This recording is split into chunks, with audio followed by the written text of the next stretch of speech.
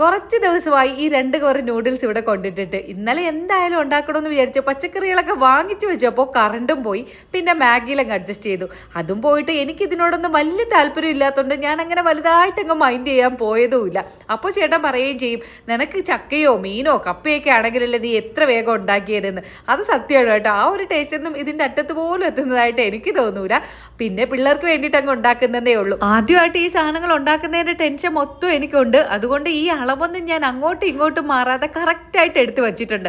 പിന്നെ ഇതൊക്കെ ഉണ്ടാക്കുമ്പോൾ നേരത്തെ എല്ലാം അരിഞ്ഞു വെച്ചിരിക്കുന്നു എന്ന് പറഞ്ഞതുകൊണ്ട് ക്യാരറ്റും ക്യാപ്സിക്കവും ക്യാബേജും ഉള്ളിപ്പൂവും സകലമാന സാധനങ്ങളും ഞാൻ വായിപ്പിച്ചു. ഇനി എന്തെങ്കിലും കുറഞ്ഞു പോയിട്ട് ഇനി അതിൻ്റെ ടേസ്റ്റ് കുറവാണെന്ന് പറയണ്ടല്ലോ എന്ന് വിചാരിച്ചിട്ട് തീ നന്നായിട്ട് കൂട്ടി വെച്ച് ഈ സാധനങ്ങളിട്ട് ജസ്റ്റ് ഒന്ന് വഴറ്റിയാൽ മതിയെന്നാണ് പറഞ്ഞത്. പക്ഷെ അങ്ങനെ വഴറ്റിയാൽ ഇവിടെ ഞങ്ങൾക്ക് ആർക്കും ഇഷ്ടമല്ല. അതുകൊണ്ട് ഞാൻ കുറച്ച് കൂടുതലങ്ങ് വഴറ്റിയെടുത്തു. അതിലോട്ട് മുട്ട ചിക്കിയത് തൊട്ട് നേരത്തെ ഉപ്പും എണ്ണയൊക്കെ ഒഴിച്ച് വേവിച്ച് വെച്ചിരിക്കുന്ന നൂഡിൽസ് തൊട്ട് വേവിച്ച് ഒന്ന് അരിപ്പിൽ മാറ്റി വെച്ചിട്ട് നന്നായിട്ട് തണുത്ത നൂഡിൽസ് ഇടാവോ.